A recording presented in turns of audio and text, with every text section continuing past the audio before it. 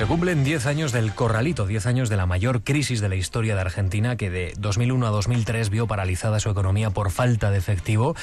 Por falta de liquidez, el país se declaró en suspensión de pagos, devaluó su moneda y afrontó una de las mayores revueltas sociales nunca antes vista en el territorio. De todo aquello ha pasado ya una década y ahora Europa también recuerda lo que sucedió entonces al otro lado del Atlántico, más si cabe cuando la crisis del euro aprieta con fuerza al viejo continente. De todo esto del Corralito y de lo que hemos o no aprendido de él en Europa hablamos durante los próximos minutos en este 24 horas. Beatriz Atienza, ¿qué tal? Buenas noches. Hola, buenas noches. Bueno, antes de nada vamos a hacer memoria, vamos a recordar más en detalle qué fue el Corralito, cómo surgió y qué significó para los argentinos. Vea. Bueno, pues como has dicho, fue una de las mayores crisis que ha vivido Argentina, una crisis económica y financiera que se venía gestando desde finales de los 90 y que en 2001 provocó una debacle social y política de enormes dimensiones que afectó a miles de argentinos. Se paralizaron 18 millones de cuentas, se congelaron depósitos por valor de más de 60.000 millones de dólares y ante la fiebre que se extendió por sacar el dinero de los bancos, el gobierno de Fernando de la Rúa impuso un tope de $250 de extracción semanal en efectivo. Domingo Cavallo, el ministro de Economía de entonces, lo explicó así. El dinero es suyo, sigue estando ahí, lo puede usar como usted quiera, pero estén seguros, lo que queremos es evitar que Argentina entre en el caos. Y no lo consiguió, todo en un intento por mantener la liquidez, pagar la elevada deuda pública y cumplir con las exigencias del Fondo Monetario Internacional, que rescató al país hasta en 2 ocasiones. Aún así, la economía se colapsó por completo, el país suspendió pagos y acabó devaluando su moneda después de casi 11 años de paridad con el dólar, la llamada convertibilidad 1:1 entre el peso y la moneda estadounidense. ¿Y cómo afectó todo esto, Bea, a la vida de los argentinos? Pues de manera muy directa. La tasa de paro alcanzó el 24% y la pobreza superó el 50%. Se rebajaron los salarios, se recortaron las pensiones, subieron los impuestos, se paralizaron las inversiones públicas y se suprimieron muchos programas sociales. El Corralito incendió la protesta ciudadana. La falta de dinero dio lugar al trueque y comenzaron también los cacerolazos populares. Y de la Rúa entonces declaró el estado de sitio.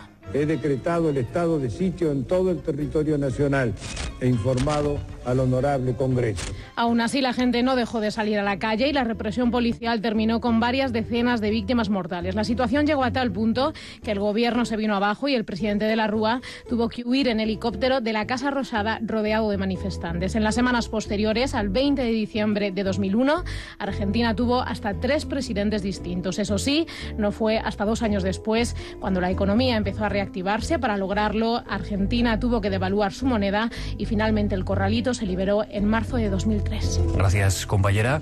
Vamos a saludar ahora a Jorge Fonseca, que nos acompaña en este estudio de la Casa de la Radio, en Radio Nacional de España. Muy buenas noches, señor Fonseca, ¿qué tal está? Hola, buenas noches. Un placer estar aquí con vosotros. Jorge Fonseca es profesor de Economía Aplicada, también de Economía Internacional en la Universidad Complutense de Madrid.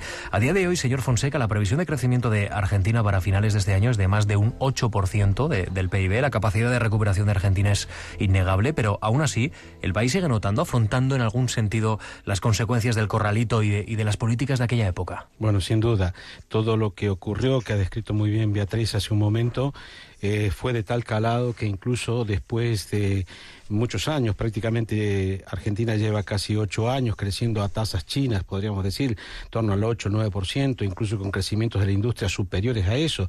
Este mismo año la industria crecerá en torno al 11%. A pesar de todo eso, digamos, y de que ha habido políticas que han cambiado el rumbo de la orientación neoliberal que llevó al desastre, a pesar de todo eso, todavía las secuelas sociales no se han podido eliminar, ¿no? Profesor? En primer lugar, la destrucción de una sociedad que realmente era equiparable a las sociedades europeas. Hay que pensar que en los años 70, bueno, durante gran parte del siglo XX, Argentina estuvo entre las 7 primeras economías en términos de nivel de vida del mundo, y en los años 70 todavía sus condiciones sociales eran equiparables a las de Francia, por ejemplo, ¿no? Muy superior a la de España. Incluso el PIB de Argentina en el año 70 todavía era un 30% superior al de España. Hoy es, digamos, la mitad. Y de todo esto, decía, no se ha podido recuperar, y la pobreza que se generó solo se ha reducido, porque evidentemente fue de tal calado, estamos hablando, se llegó al 54% de niveles de pobreza. Todo eso cuesta mucho revertirlo, lleva mucho construir una sociedad relativamente igualitaria, con un estado de bienestar digno, pero digamos luego de una devastación como esta cuesta mucho. Eso hay que añadir que precisamente el tiempo, la época, digamos, no ha ayudado. Me refiero de que las políticas neoliberales siguen predominando en el mundo, lo vemos aquí en Europa, y en ese sentido, digamos, el contexto no es favorable. Lo que ha favorecido a Argentina y otros países es de que la revalorización de los productos de exportación le han ayudado. Pero no es solo eso, porque también ha habido una política cambiaria fundamentalmente, que es la contraria a la que está aplicando la Unión Europea, que se sobrevalora el euro, igual que lo que ocurría en la convertibilidad, que sobrevalorar el peso. La sobrevaloración de la moneda nacional lo que hace es subsidiar los productos importados y por lo tanto desplazar los productos locales y por lo tanto destruir empresas y empleos.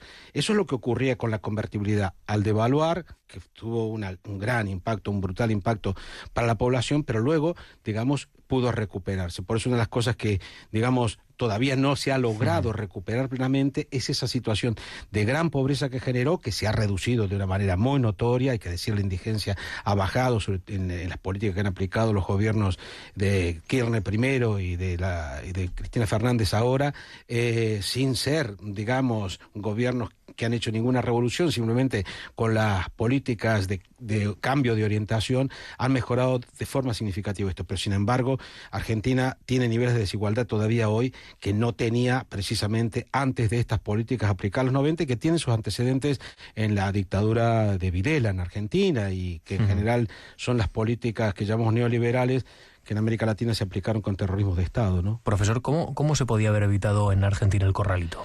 Bueno, se podría haber evitado, igual que espero que se pueda evitar aquí en Europa, el corralito, porque evidentemente la política que se está aplicando en Europa va en la misma dirección, que es esta orientación neoliberal, que es totalmente absurda. Sobrevalorar la moneda, en este caso el euro, no tiene ninguna razón de estar muy por encima del dólar. Hay que recordar que surgió un valor bastante equiparado al dólar, incluso en algún momento estuvo por debajo del dólar, y ese euro fuerte solo favorece a Alemania y a los banqueros, porque, para decirlo muy rápidamente, la sobrevaloración del euro ahora la sostienen los banqueros porque ellos han prestado en euros, pero se han endeudado en dólares, no están dispuestos a que la rebaja de la cotización del euro les haga ganar menos, porque perder se sabe que nunca pierden.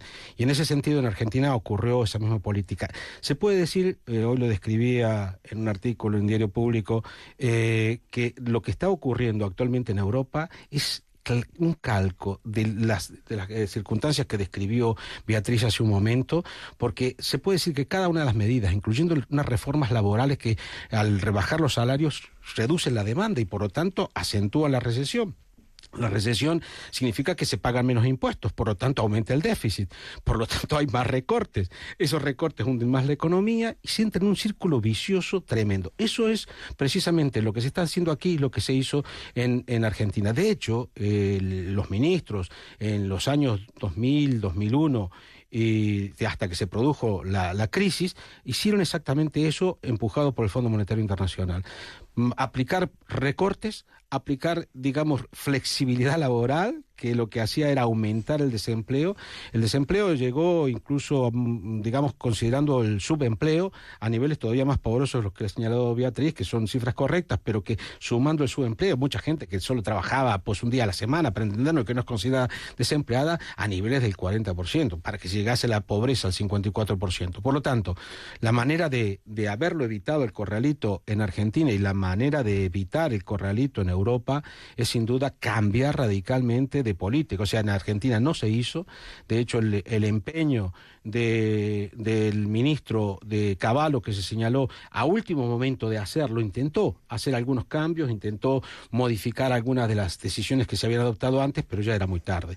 Por eso es necesario de que en Europa, en España, esto, digamos, se tenga en cuenta como lección, porque evidentemente si se sigue profundizando en esta línea, vamos realmente al desastre, ¿no? El único país en el que se ha hablado abiertamente de la posibilidad de establecer un corralito es en Grecia, que tiene una situación de crisis económica enormemente profunda. Yo le pregunto, ¿es quizá un escenario que tenemos que aplicar especialmente en Europa, que tenemos que mirar exactamente cómo se está desarrollando para evitar males mayores, para evitar ese contagio tan peligroso al resto de la economía europea? Bueno, sin duda, Grecia tiene una situación financiera desde el punto de vista de endeudamiento claramente peor que España o Italia, Y en ese sentido, digamos, lo que está ocurriendo ahí es más difícil incluso de gestionar que en España, y se ha dejado llevar a un punto en donde ya las cosas son muy difíciles de recuperar, porque después de prácticamente 2 años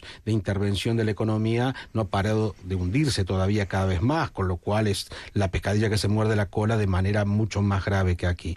Por lo tanto, yo diría, más que mirar, que evidentemente es necesario siempre mirar todas las lecciones, la de Argentina, la de Grecia, digamos, lo que se debería mirar en un sentido más bien positivo, cómo precisamente América Latina, después de haber sido, digamos, vapuleada por las políticas neoliberales de los 80 a los 90, a partir del 2000 o incluso de finales de los 90, cambiaron de política. Y reitero, sin hacer ninguna revolución, más allá de las cuestiones de lenguaje y retórica que pueda haber en algunos gobiernos, simplemente modificando una política que lo que, digamos, ha favorecido es lo que se llama la globalización, que en realidad ¿qué es? Favorecer la entrada de transnacionales, digamos, o de productos extranjeros, que lo que hacen es destruir el mercado interior y destruir la demanda. Por lo tanto, yo digo que lo que debemos mirar son esas experiencias, incluso la de ahora mismo, yo diría de Islandia o incluso hasta la de Irlanda, en el sentido, bueno, sobre todo la de Islandia, que después de rechazar el pago de la deuda, ha, digamos, se está recuperando su economía de forma muy intensa. Es verdad de que podemos decir Islandia es un país de 350.000 habitantes, pero si señalamos solamente el dato de que todos los países que están fuera de la zona euro, de la Unión Europea estoy hablando, pero los que están fuera de la zona euro, todos, Checa, Polonia, van a crecer en este año y los próximos años 2, 3, 4 y 5 veces Polonia más que España, por ejemplo. Polonia tiene, según el Fondo Monetario Internacional, la previsión de crecimiento del 4,5% para los próximos años, y que obviamente nosotros estaremos en recesión. Es decir, al final incluso es posible que ellos terminen en recesión también por el impacto del resto de Europa. Pero solamente mirando eso ya debería hacernos reflexionar que hay algo que está en el euro. Es decir, ese euro sobrevalorado que favorece no solo a la banca, como mencionaba antes, sino también a las transnacionales alemanas, que concretamente, ¿por qué ocurre esto? Porque a veces es difícil de explicarlo o es difícil de entenderlo. Las empresas alemanas tienen deslocalizada su producción fundamentalmente en China, entonces exportan desde China, digamos, con la ventaja del euro caro, porque desde China exportan nominados en dólares, y eso les da una ventaja desde el punto de vista de la competencia en Europa. Entonces, claro, ellos se favorecen por esa vía, pero nos perjudican a nosotros, porque esas fábricas chino-alemanas, podríamos decir, más de la mitad de las exportaciones de China son de empresas alemanas, estadounidenses o de países desarrollados. Eso destruye nuestra competencia. Entonces, por lo tanto, deberíamos tomar medidas en el sentido de, digamos, de que el euro deje de estar en esta cotización. Y lo vengo diciendo hace rato, yo hace rato que proponía de que incluso la solución podría ser estar fuera del euro. Hoy no me atrevo a decir eso, porque es como que cuando a uno lo suben por la fuerza a un avión que digamos que no es seguro o que va en una dirección, digamos, peligrosa, en medio del vuelo uno no se tira sin paracaídas, y en estos momentos estamos en esa situación. Por lo tanto, lo que propugno es de que se permita una devaluación programada fuerte del euro que nos haga mejorar la competitividad. Pero parece que eso no se tiene en cuenta, insisto, de que solamente mirando estos países que están fuera de la zona euro, que son europeos y que tienen un crecimiento muy superior, ya nos deberían permitir darnos cuenta de que efectivamente ocurre que, claro, tenemos enfrente el dictat de Alemania, de Merkel, del Banco Central Europeo, que se ha convertido en una versión totalitaria, yo diría presuntamente incluso criminal. Sé que es duro lo que digo, pero que si es verdad de que ha presionado al gobierno español para ayudarle con fondos a cambio de imponer un salario mínimo de 400 euros, yo creo que es una organización criminal. De hecho, hay que quitarle la independencia al Banco Central Europeo para que deje de actuar como una organización totalitaria en la misma línea que actuaban las instituciones en las dictaduras de Videla y Pinochet. Bueno, pues Jorge Fonseca, profesor de Economía Aplicada de la Universidad Complutense de Madrid. Estaremos atentos a ver si por lo menos su análisis pues se cumple o no se cumple en el corto tiempo. Esto habrá que verlo, habrá que esperar desde luego a las diversas actuaciones políticas, porque usted ha puesto mucho, desde luego, énfasis y hincapié en la decisión política ante esta crisis. Muchísimas gracias por habernos atendido. Gracias a ustedes. Solamente decir de que si también los ciudadanos manifestamos nuestra opinión y somos escuchados, esto debería ayudar. Por eso desde hace tiempo gran parte de la sociedad europea, española, a través del 15M y de la protesta social, está intentando que se cambie este rumbo. Ojalá lo consigamos para evitar el desastre.